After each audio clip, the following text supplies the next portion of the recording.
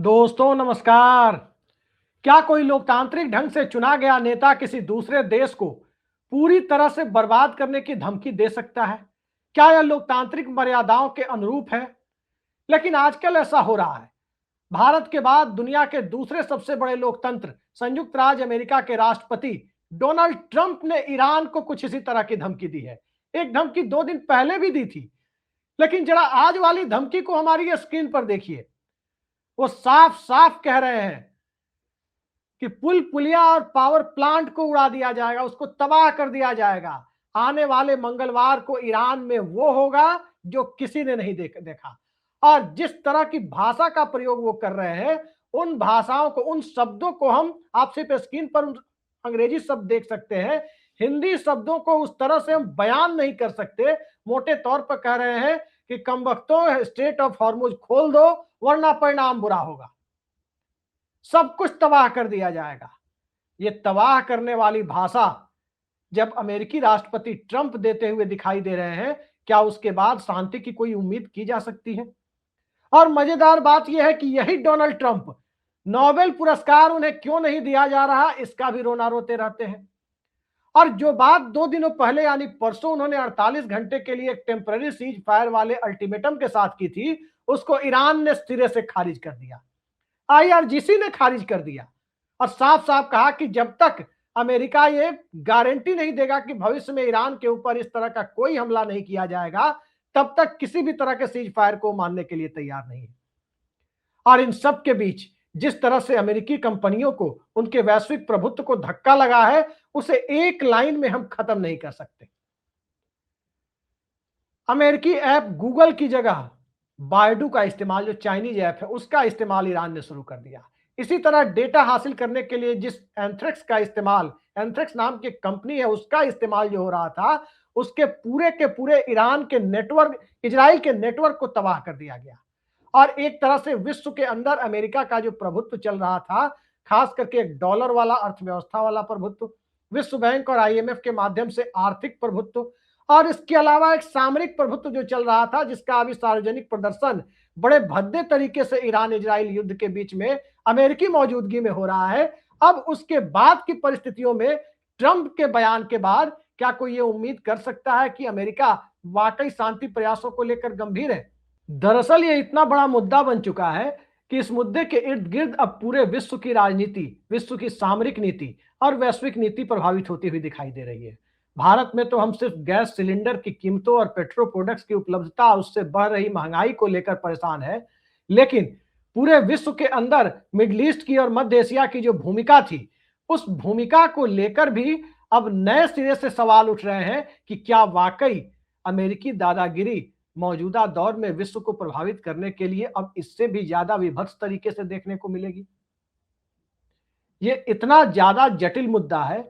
ये सिर्फ मध्य पूर्व के मामले तक सीमित रख के नहीं देखा जा सकता, ये सिर्फ ईरान तक सीमित रख के नहीं देखा जा सकता, ये सिर्फ बेंजामिन नेतन्याहू की भूमिका तक सीमित रखकर नहीं देखा जा सकता, और ये खामनेई प्रशासन के अगले जनरेशन के प्रशासन तक सीमित रख के नहीं देख सकते, बल्कि वैश्विक शक्ति संतुलन के दायरे में यदि इसको हम देखने की कोशिश करें, तो इस चर्चा के लिए मुझे लगा कि आपके सामने मध्य एशिया और ईरान मामलों के बड़े गहरे जानकार प्रोफेसर फैजुर रहमान सबके साथ हमें चलना चाहिए। तो चलते हैं सीधे उन्हीं के पास। सर, बहुत बहुत स्वागत है आपका हमारे इस यूट्यूब मंच पर। और जरा ट्रंप की आज की जो धमकी है, उसके आईने में वैश्विक व्यवस्था आपको, और खासकर ईरान में जो युद्ध में शांति की भूमिका के लिए जो लोग उम्मीद कर रहे थे, उसे आप किस तरह से देखते हैं कि क्या आज के बाद अब अमेरिकी शांति प्रयासों पर पूरी दुनिया में कोई यकीन करेगा? देखिए, जहां तक विश्व व्यवस्था की बात है, अमेरिकन पॉलिटिक्स की बात है, ईरान में जो हो रहा है उसकी बात है, और जिस तरह का ट्रंप का स्टेटमेंट जो पिछले 30 दिनों से डेली आ रहा है, दिन भर में 2-3 ट्वीट आते हैं, उसके बेसिस पे कुछ कहना बहुत ही मुश्किल है।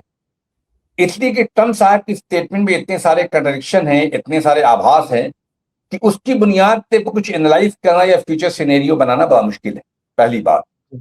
दूसरी बात यह है कि इस पूरी शांति प्रक्रिया में हमें यह पता ही नहीं चला कि कौन असल मीडिएटर है, कौन क्या बातें कह रहा है, किसका क्या प्रपोजल है, ईरान एक्सेप्ट करता है नहीं करता है, 15 पॉइंट में क्या है, ईरान के 5 पॉइंट में क्या है। हमने अभी पिछले हफ्ते सुना था बहुत ही जोर शोर से कि पाकिस्तान उसमें मीडिएट कर रहा है, फिर उसमें चाइना आ गया, फिर इजिप्ट आ गया, फिर टर्की आ गया, फिर सऊदी अरब आ गया, लेकिन उसका क्या, उसकी ट्रेजेक्टरी क्या हुई, उसका मुस्तकबिल और भविष्य क्या हुए नहीं पता। जी तीसरी बात जो है पूरे के पूरे प्रोसेस में, इसराइल जो कि नंबर 1 एक्टर है, हम उसका नहीं सुन रहे। हमें पता ही नहीं कि इसराइल क्या चाहता है। हमें आपको ये समझना पड़ेगा कि इसराइल जो है वो बेसिकली नंबर 1 एक्टर वो है, अमेरिका नंबर 2 एक्टर है। जी लेकिन पूरी की पूरी प्रक्रिया में लग ये रहा है कि ये वार सिर्फ ईरान अमेरिका का है, जबकि ये वार बेसिकली जो दो प्रिंसिपल एक्टर हैं वो इसराइल और ईरान है। इसराइल ने वार शुरू किया, अमेरिका उसका स्ट्रांग एलाई होने के नाते उसको ज्वाइन किया, और उसके बाद दोनों ने मिलकर इस तरह का वो मतलब पूरा जो मोमेंटम बना जो हम पिछले 1 महीने से देख रहे हैं। और ट्रम्प साहब पिछले कभी कभी सीजफायर की बात करते हैं, कभी कहते हैं कि ईरान बहुत ही स्ट्रांग मिलिट्री है, कभी कहते हैं कि मेरी वहां पे विक्ट्री हो गई, कभी कहते हैं कि हम ईरान को तबाह कर देंगे, कभी ये कहते हैं कि हमें ईरान के लोगों ने हमें चुन लिया था। इस तरह की स्टेटमेंट में होता ये कि उसके जो सीरियस एलिमेंट है उससे हमें आपको बड़ी परेशानी होती है कि आखिर वो चाहते क्या है। उनका एक मकसद ये है कि पहली बात यह है कि सारे के सारी स्टेटमेंट उनकी हताशा को रिफ्लेक्ट करता है। दूसरा चीज ये है कि जिस तरह का इंटरनल अपोजिशन है, जिस तरह का इंटरनल प्रेशर है, दबाव है, और जिस तरह का इंटरनल के अंदर एंगर है कि आप इस वार में क्यों गए, उसको लेके भी शायद ट्रम्प साहब उस पूरी डिस्कोर्स से डिस्ट्रैक्ट करने के लिए इस तरह की भाषा का इस्तेमाल करते हैं। तीसरी बात यह है कि शायद उनको लगने लगा है कि ईरान को जो उन्होंने समझा था वो शायद ईरान नहीं है, उतना मिलिटरी ईरान इतना वल्नरेबल नहीं है।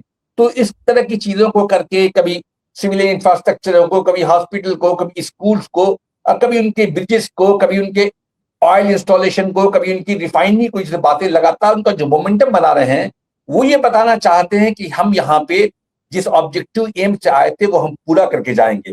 जबकि हकीकत यह है कि उनका एम ऑब्जेक्टिव कोई डिफाइन नहीं है। पहले कहते थे रिजीम चेंज करना है, फिर कहते थे कि गवर्नमेंट चेंज करना है, फिर कहते थे कि वहां के पॉलिटिकल सिस्टम को चेंज करना है, और खुद ही विक्ट्री डिक्लेयर कर देते थे। तो सिचुएशन बाद में इतनी तो ये कहा कि कॉम्प्लेक्स है। उनके तेल पर हमें कब्जा करना है, क्रूड ऑयल पे जी कब्जा करना है। जी, तो उनका जो स्टेटमेंट अगले दिन, जो उनका ऑब्जेक्टिव है, जो उनका जो ब्लूप्रिंट है, जो उनकी डिमांड है, वो ऐसी बढ़ती चली जा रही है कि उसमें ये बताना मुश्किल है कि आखिर उनका ऑब्जेक्टिव है क्या। तो मेरे ख्याल में वो खुद भी बहुत कंफ्यूज है। ईरानियन अपने ऑब्जेक्टिव बहुत क्लियर है, अनलाइक ट्रम्प। ईरान को पता है कि ईरान ये बार बार कह रहा है कि हमें श्योरिटी चाहिए।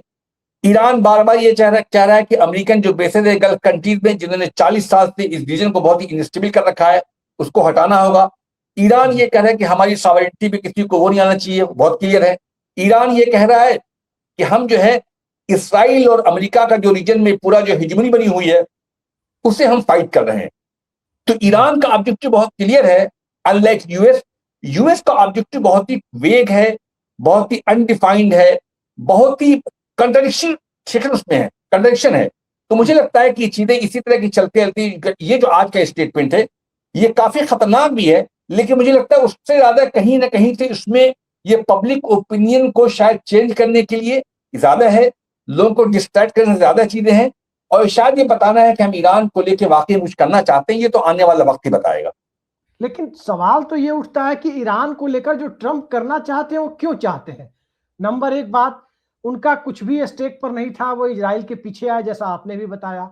नंबर दो बात, बार बार उनके ऑब्जेक्टिव और स्टेटमेंट बदलते रहे, पता ही नहीं चला कि अमेरिका इस जंग से क्या हासिल करना चाहता है। कभी उनके तेल पे कब्जा करना चाहते हैं, कभी स्ट्रेट ऑफ हॉर्मुज को लेकर चिंतित है, और ये भी कह रहे हैं कि मेरा तो बहुत कम व्यापार वहां से होता है, बाकी लोग सोचे, हमें इसकी चिंता नहीं है, उनको सोचना होगा। कभी ब्रिटेन को, कभी एशियाई कंट्री को, किसी न किसी को कह रहे हैं। सवाल यह है कि इससे एक वैश्विक स्तर पर जो कंफ्यूजन फैल रहा है, और उस कंफ्यूजन के भीतर ईरान की आम जनता पिस रही है। उनके स्कूल के ऊपर हमले हो गए, कई बच्चे हताहत हुए उसमें।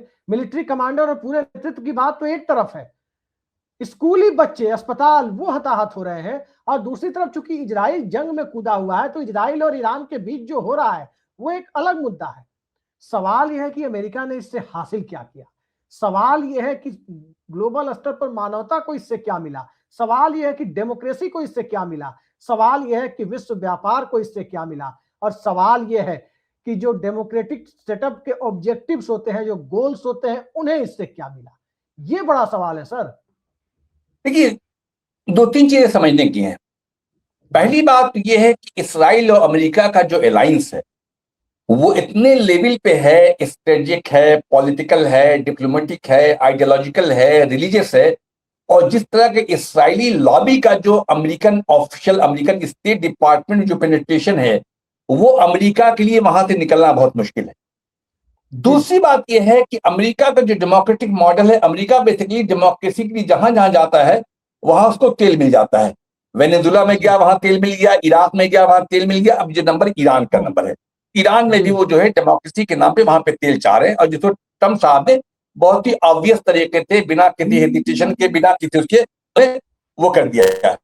हाँ, और तीसरी बात यह है कि अमेरिकन एडमिनिस्ट्रेशन को, ट्रम्प स्टेट डिपार्टमेंट को, या जो पूरी जो अमेरिकन पॉलिटिक्स है, उनको दुनिया से कुछ लेना देना नहीं है। वो अमेरिकन ज्योग्राफी उनका सबसे बड़ा प्लस पॉइंट है। उनका जो सिस्टम है, उन्होंने बेसेस बना रखे हैं दुनिया में हर जगह। वहां कुछ बेसेस उनके हैं, वहां कुछ फ्लीट्स हैं, कुछ फाइटर प्लेन्स हैं। अमेरिकन जो जनता है वो किसी तरह से भी अफेक्टेड नहीं होती है। ये अमेरिकन पॉलिसी फॉर्मुलेशन में बहुत बड़ा मददगार साबित होता है। चौथी बात, आज के दौर में जो पॉलिटिक्स चल रही है वो बिल्कुल पॉलिटिकल रियलिज्म का जमाना है। और आज तक में पिछले 3-4 साल जो इस एरिया में हो रहा है, ह्यूमैनिटी की बात हम करते हैं, हम ह्यूमन राइट्स की बात करते हैं, हम ग्लोबल इंस्टीट्यूशन की बात करते हैं, हम इक्वलिटी की बात करते हैं, हम जो है इंस्टीट्यूशनल अकाउंटेबिलिटी की बात करते हैं। लेकिन हमने 2023 से देख लिया है कि जितने ग्लोबल इंस्टीट्यूशन है वो किस तरह से कोलैप्स हुए, किस तरह से फेल हुए। और सबसे इंपॉर्टेंट बात है कि इस पूरे खित्ते के में एक जो ऑब्जेक्टिव, अमेरिका का ऑब्जेक्टिव यह है कि इसमें इसराइल जो है एक बहुत बड़ा पावर, बहुत ही अनचैलेंजिंग, अनकॉन्टेस्टेड पावर बन के यहां पे रहे। उसी डायरेक्शन में सारी चीजें हो रही हैं। उन्होंने देखिए, पहले इराक गया, उसके बाद इजिप्ट भी ऑलमोस्ट न्यूट्रल है, असद साहब, प्रेसिडेंट असद भी चले गए, हिजबुल्लाह सब भी हो गया, हमास खत्म हो गया। जो सबसे बड़ा उनके रास्ते में जो एक कोई भी मिलिट्री के तौर पे, जो डेमोग्राफी के तौर पे जो एक पावर था, वो ईरान था। उनका आखिरी टारगेट ईरान था। उसका एक ऑब्जेक्टिव यह है कि अगर ईरान कमजोर हो गया तो हम पूरे रीजन में, पूरे खित्ते में जो पूरी वहां की जियो पॉलिटिक्स है, हम उसको डिक्टेट करेंगे। और एक बात, आखिरी बात, जो आपने बात की कि इकोनॉमिक सिस्टम की बात जो है, और जो जो ग्लोबल जो फाइनेंशियल सिचुएशन है, जो ग्लोबल फाइनेंशियल इंस्टीट्यूशन है, और जो क्राइसिस, इकोनॉमिक क्राइसिस जो इससे आएगी, जो इसका रिपरकेशन होगा, जो इसका फॉल आउट होगा, जो इसका आउटकम होगा, उससे अमेरिकन इकोनॉमी उतनी इफेक्टेड नहीं होगी जितनी कि एशियन इकोनॉमी इफेक्टेड होगी। इसलिए कि जो स्टेट ऑफ हॉर्मुज है उसका अच्छा खासा जो ट्रांजैक्शन होता है, जो चीजें आती हैं, वो आती हैं एशिया में। हम भी इसके पार्ट हैं। तो ट्रंप एडमिनिस्ट्रेशन को इन सब चीजों से कभी कोई लेना देना नहीं रहा कि हम दुनिया क्या चाहती है। अब्दुल्ला दीवाना क्यों बने हुए हैं? लेकिन नहीं, मैंने यही कहा ना कि सवाल यह है कि ट्रंप का जो एक जो पॉलिटिकल इंटेंगलमेंट है इसराइल से, इस तरह का इंटीग्रेशन है, इस तरह की दोनों के अंदर जो इस तरह का जो एक अलायंस इतना स्ट्रांग है, वो आज का नहीं है, बल्कि मतलब वो बहुत दिनों का अलायंस है। वो जब से इसराइल इस्टेब्लिश हुआ 48 में, तब से 70 साल से जो है, जिस तरह से अमेरिका ने उसको मिलिट्री सपोर्ट किया है, इकोनॉमिकली सपोर्ट किया है, यूएन में कम से कम डिप्लोमेटिकली कितना सपोर्ट किया है, कितने सारे एंटी इसराइल जो रेजोल्यूशन थे, जो प्रपोजल थे, उसको कितना वीटो किया है, उन चीजों में को लेके। और ट्रंप के दौर में वो चीजें और बढ़ गई हैं। उसमें अब किसी तरह का कोई ह्यूमैनिटेरियन एस्पेक्ट के लिए कोई जगह नहीं है। कोई उस तरह की ऐसी कोई जगह नहीं जहां मोलिटी की जगह हो, जहां नैतिकता की जगह हो, जहां ह्यूमन नॉर्म्स की जगह हो, जहां जो है एक ग्लोबल वर्ल्ड ऑर्डर जो बेस किया गया था दूसरे वर्ल्ड वार के बाद, उसकी कोई भी रिमेनेंट वहां पे नहीं है। पर ये सवाल ये कि मेरे पास पावर है, हम जो चाहें वो करेंगे। और ट्रंप ने बहुत बार कहा है कि हम दुनिया के विश्व के सबसे बड़े पावर हैं और हम इसराइल के साथ रहेंगे। इन्होंने बार बार ये बातें कही हैं। तो इससे हमें ये समझ लेना चाहिए कि ये बिल्कुल, ये फाइट जो है, ये बिल्कुल पावर बेस्ड है। ये हम बहुत ही एक पिछले दौर में चले जा रहे हैं, जहां पे पावर एक बहुत बड़ी चीज होती थी। अगर पावर सब कुछ कर सकते हैं, और बीच की जो पूरी ट्रेन है कि पावर को कैसे रोका जाए, पावर को कैसे इस्तेमाल किया जाए, उसको कैसे एक्सरसाइज किया जाए, उसमें जो कंडीशनिंग थी पावर को इस्तेमाल करने में, वो सारी कंडीशनिंग जो है तकरीबन ऑलमोस्ट इरिडिकेट कर दी गई। उसमें सिर्फ रहमान हम साहब, एक पावरफुल हैं, आप ब्रेकिंग कमजोर। न्यूज आ रही है, एक ब्रेकिंग न्यूज अभी आ रही है फॉक्स न्यूज के साथ डोनाल्ड ट्रंप ने बात की और फिर उनका स्टेटमेंट बदल गया। जी हां, फिर स्टेटमेंट उनका बदल गया है। उन्होंने कहा है कि पूरी उम्मीद है कल तक ईरान के साथ डील हो जाएगी। ये क्या है, अब इतनी जल्दी जल्दी? तो राजनीति में पलटने वाले बड़े बड़े लोग भी पलटी नहीं मारते हैं जितनी जल्दी जल्दी ट्रंप पलटी मार रहे हैं। नहीं, अब ये सोच लीजिए कि वो कितने अनप्रेडिक्टेबल हैं, कितने अनसर्टेनिटी है ग्लोबल पॉलिटिक्स में, कि जो शख्स कहता है कि हम दुनिया के सबसे पावरफुल स्टेट के हम हेड हैं, उसके स्टेटमेंट को आप कैसे एनालाइज करेंगे? तो मैंने इसी प्रोग्राम की शुरुआत में मैंने कहा था कि उनके स्टेटमेंट के बेसिस पे किसी चीजों को एनालाइज करना बड़ा मुश्किल है, और ये सारी चीजें तब यूं करते हैं ताकि पब्लिक ओपिनियन जो है बहुत ही कंफ्यूज रहे, उनको कोई भी फॉर ग्रांटेड न ले ले। वो ईरानी एस्टैब्लिशमेंट कंफ्यूज करते हैं। अभी हमें आपको याद होगा कि ये 2 बार जो जून में और फरवरी में जो अटैक हुआ, जब नेगोशिएशन चल रहा था, ये बीच में तारीफ करते हैं कि ईरान के लोग बहुत अच्छे हैं, बहुत नाइस लोग हैं, एक्सेलेंट लोग हैं। तो इस तरह की स्टेटमेंट जानते हैं, ये एक प्रेसिडेंट की मर्यादा के खिलाफ है। ये कि ऐसे स्टेटमेंट दे, कभी अमेरिकन को आप एडजस्ट करती, ये बताना मुश्किल होता है कि अमेरिकन को एडजस्ट कर रहे हैं या ईरानी रिजीम को एडजस्ट कर रहे हैं या दुनिया के लोगों को, लीडर्स को एडजस्ट कर रहे हैं। अब उनका देखिए, उनका जो रवैया यूके के प्राइम मिनिस्टर के साथ था, फ्रांस के प्रेसिडेंट के साथ था, अभी जो सऊदी अरेबिया की जो नरेंद्र किंग मोदी है, के साथ था, हमारे प्रधानमंत्री जी के साथ टैरिफ के मुद्दे जी पर जी, किस तरह से पेश आ रहे थे वो। तो किस तरह से जो उनका, जो उन्होंने हेड ऑफ स्टेट को जिस तरह से मौकरी करते हैं, जैसा फन, सॉरी, वो करते हैं, तो उससे आप क्या समझते हैं कि ग्लोबल पॉलिटिक्स में इस तरह की सिचुएशन कभी नहीं आई कि अमेरिकन प्रेसिडेंट, अमेरिकन पॉलिटिक्स जो अपनी मोरलिटी के लिए जानी जाती है, अपनी एथिक्स के लिए जानी जाती है, उसका जो पूरा जो एसेट्स है, उसकी जो पूरी सिविलाइजेशन का हिस्सा है कि हम एक जो बहुत ही कल्चर्ड, बहुत ही इनलाइटेंड, एक रिस्पॉन्सिबल स्टेट है, उन सारी चीजों को प्रेसिडेंट ट्रंप ने बिल्कुल से ऐसा बरी किया है कि आने वाले, मेरे ख्याल में आने वाले दशकों में उनको याद किया जाएगा कि वो एक अमेरिका के पास कैसा प्रेसिडेंट था। लेकिन सवाल यह है कि वर्ल्ड पॉलिटिक्स में हमें उन्हीं के साथ इंगेज भी करना है, हमें उनके साथ इंटरेक्ट करना है, हम उनको डम तो नहीं कर सकते हैं। सवाल ये कि भाई बहुत बड़ी ताकत है अमेरिका, तो उन्हीं के साथ किस तरह से नेविगेट करें, उनसे कैसे इंटरेक्ट करें, कैसे इंगेज करें, ये दुनिया के लिए बहुत बड़ा सवाल है। ईरान के लिए नहीं है, बल्कि चैलेंज यूरोप के लिए है, ये चैलेंज नाटो के लिए है, ये चैलेंज यूरोपियन यूनियन के लिए है, ये चैलेंज जीसीसी कंट्रीज के लिए है, ये चैलेंज ब्रिक्स के लिए है, ये चैलेंज आसियान के लिए है। सबके लिए बहुत बड़ा चैलेंज है कि अमेरिका को आखिर उससे हम कैसे बात करें, किस तरह से बिहेव करें, कैसे इंटरेक्ट करें, कैसे इंगेज करें, जो आदमी इतना अनसर्टेन, इतना अनप्रेडिक्टेबल हो। आखिरी सवाल पर हम आ रहे हैं।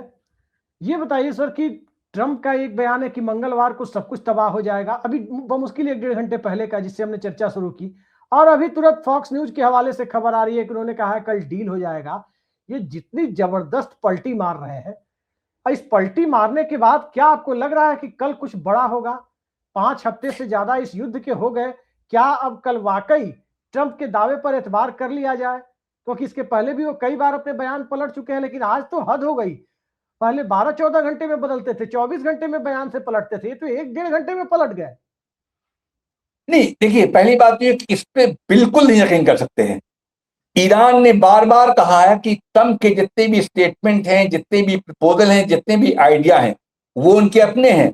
यहां तक कि ईरान की काफिल ने कहा कि लगता है कि ट्रंप खुद से ही निगोशिएट कर रहे हैं, हमें पता नहीं होता है, ट्रंप नेगोशिएट कर लेते हैं, हमें पता नहीं होता है, ट्रंप इंटरलोक्यूटर्स को अपॉइंट कर देते हैं, हमें पता नहीं होता है, ट्रंप बता देते हैं कि ईरान से बात चल रही है। तो मुझे लगता नहीं कि इसका कुछ होने वाला है, कोई स्ट्रेट आउटकम होने वाला है। और देखिए, सबसे बड़ी मजे की बात है कि जब जब ट्रंप कहते हैं, अमेरिका को, सॉरी, ईरान का कोई रिएक्शन नहीं आता है। ईरान ने तो साफ साफ कई बार कहा है कि जितनी ट्रंप की बातें आती है उससे हमें कोई लेना देना नहीं है, और ये भी कहते हैं कि इस स्टेटमेंट का मतलब ये नहीं होता है कि मेरे पास कोई प्रपोजल आया है। तो ट्रंप क्या कहते हैं, क्या समझते हैं, किसको एड्रेस करते हैं, वो पब्लिक को कंफ्यूज रखना चाहते हैं, या ये भी हो सकता है कि ट्रंप ये कह के किसी बहुत बड़े हमले की तैयारी कर रहे हो सकता है कि जो उनका प्रोग्राम ट्यूसडे का है वो मंडे को हो सकता है वो कर सकते हैं। वो उनका कुछ भी, उनसे कुछ भी बात नहीं है, और उसके लिए यहाँ पे प्रेसिडेंट है, उन्होंने जून में किया, उन्होंने फरवरी में किया, तो हो सकता है कि उनको लगा नहीं ट्यूसडे बहुत दूर हो जाएगी, बहुत देर होगी, इससे अच्छा कि मंडे कर दो, मंडे को ये कह दो कि भाई हम कुछ नया आने वाला है, और उसी बीच अपना कुछ बड़ा हमला कर दो ताकि दुनिया में कुछ शॉक में चली जाए।